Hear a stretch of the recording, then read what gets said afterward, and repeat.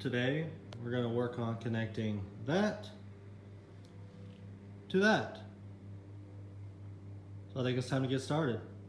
The first thing we've done is to go ahead and put the engine mounting brackets on the frame.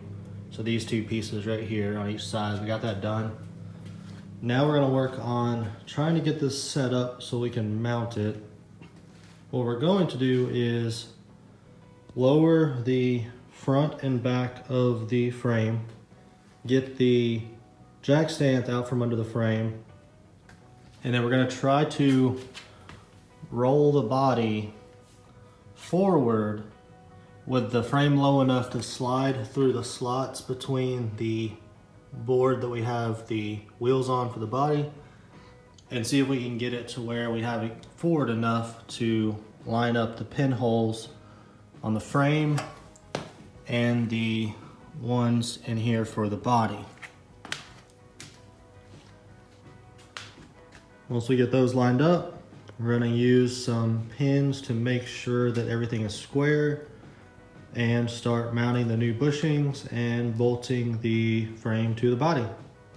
After the frame gets mounted, we're going to work on getting the rear end under the back part of the body where it needs to go.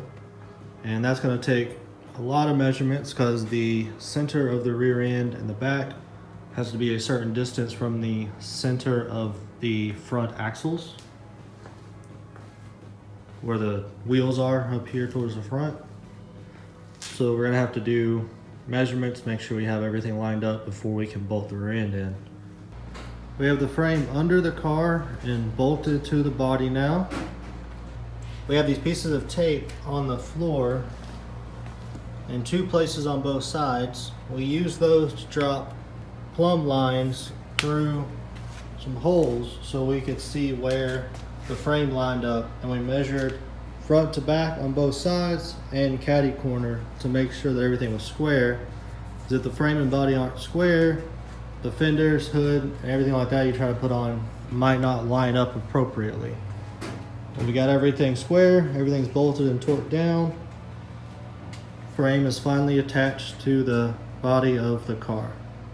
The next thing I'm going to do is prepare the calipers to go on the front rotors so we can get ready to put the wheels and tires on, so it'll be easier to move the body and frame around the garage while we're working on it.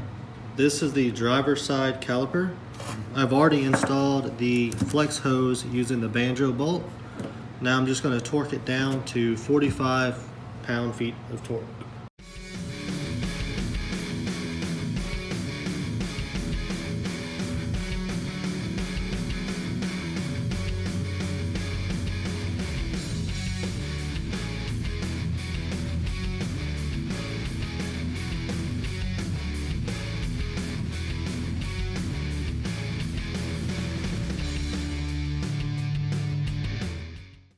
Now I'm going to do the same thing with the passenger side brake caliper.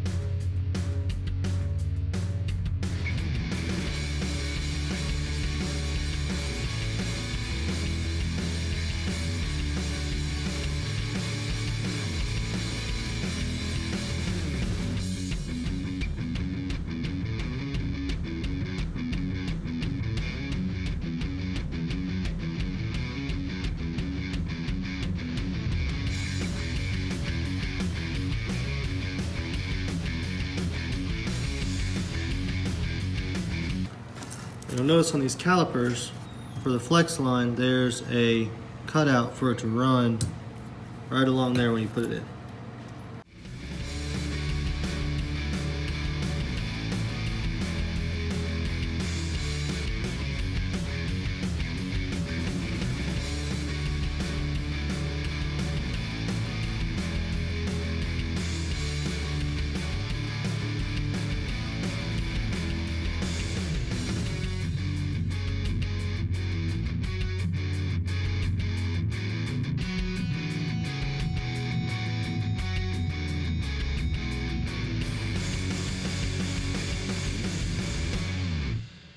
Alright, brake calipers are on.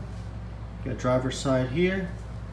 Walk over this side and take a look at passenger side. Next we're gonna put some wheels on. We're not gonna tighten them down with all the lug nuts right now because they're mainly just gonna be used to help us roll the body around the garage while we continue to work on it.